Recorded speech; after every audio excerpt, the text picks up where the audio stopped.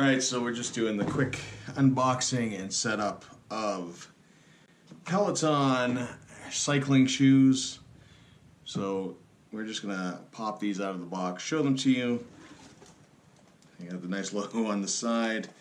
On the top there you can see Peloton, noun, the main field or group of cyclists in a race.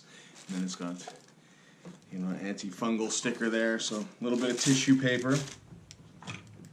Just kicking in the box. So just take that out, and there you go, Peloton shoes. What you will notice is that, number one, the cleats underneath are not on yet. You've got 3 holes to mount. They are look cleats, and you have these guidelines. So we're going to utilize the guidelines to set up the cleats. We're going to set them up basically. These are my wife's shoes. So when you're attaching the cleat, you're going to utilize these lines to make sure that, number one, the cleat is essentially in place where it should be. It's not twisted. So, you know, essentially when you're doing a cycling stroke, you want to make sure that your knees and toes are pointed forward, that you're not off on an angle and providing torque on your knee. So that's the reason for the guidelines. It will help you keep them very, very straight. So we'll put that over to the side so you'll see the other cleat here. Again, cleat is not on, and essentially you've got the pedal cleats and as well everything you need to attach here. So we're going to get rid of the box, get that out of the way. So as you can see, we're just going to basically get rid of that bag that's attached to it. Get rid of the plastic. We're going to take the paper out of both shoes. You can leave it in, it doesn't really matter at this point, but I'm just going to get it out of the way.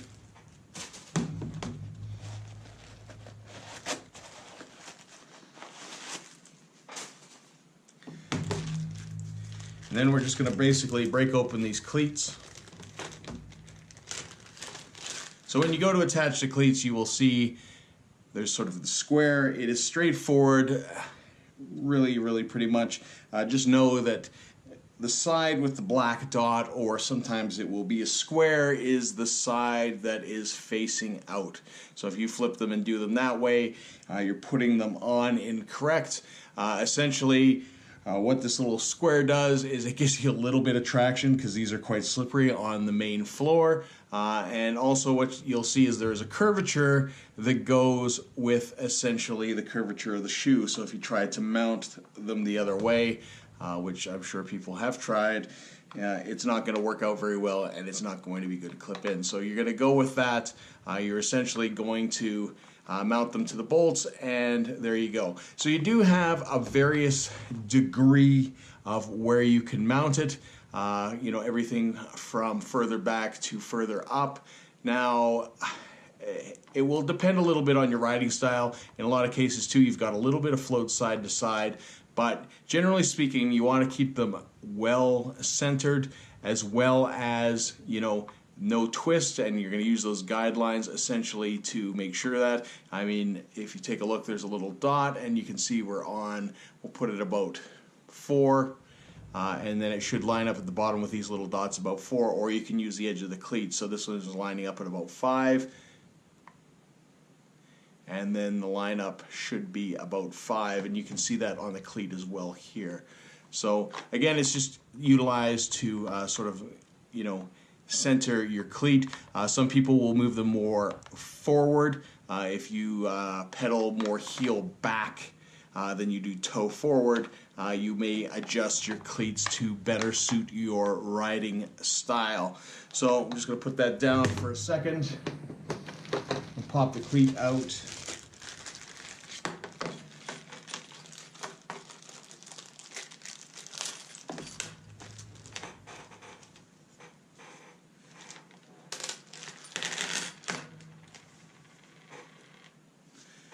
And what you should have is you should have at least 3 screws and 3 plates for each shoe, an Allen key, and you should be good. When you're tightening them, you can use a torque wrench if you really want to get specific on how hard you want to torque it.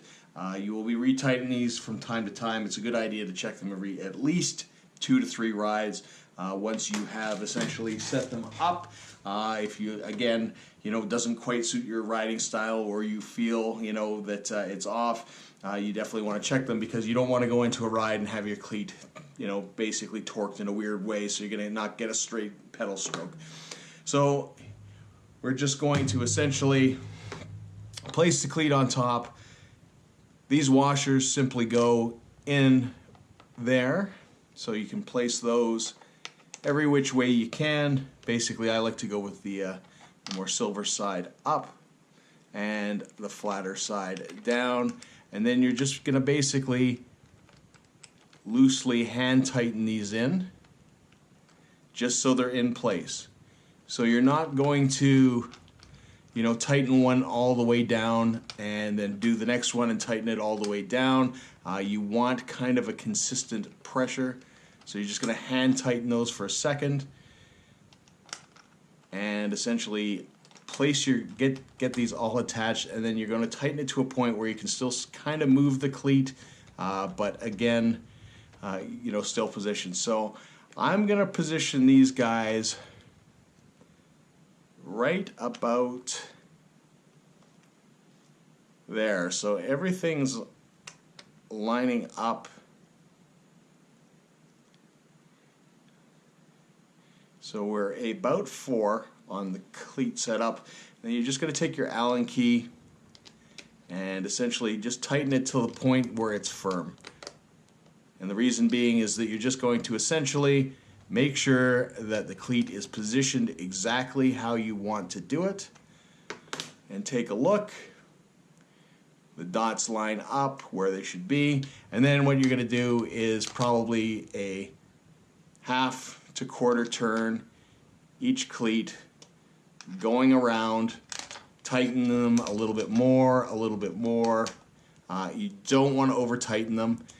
They should just essentially be firm.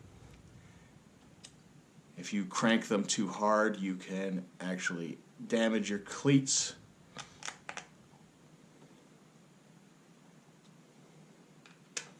So again, not tons of force, you just want it on there so it's decently tight. And again, you're just sort of going around, tightening each one. And again, you can just sort of use a torque wrench to get that. So there we go, nice and snug, nice and attached, should be there. There shouldn't be a ton of space, shouldn't be able to move around.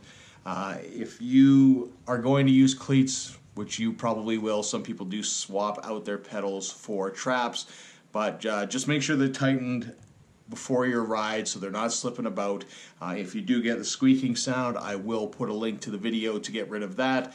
It is always a good idea to essentially use some dry lubricant in order to lubricate your shoes, but that is it. That's how you simply set up your Peloton shoes. If you found this video helpful, please do smash the like button as well as subscribe. I will have a bunch of Peloton videos in the future, as well as our regular scheduled programming, vlogs, and such on this channel. But I'm excited to get back on the bike myself. Again, thanks for tuning in. Hope you are enjoying your Peloton as much as I am. This is how to install cleats on your Peloton cycling shoes. And until next time, see ya.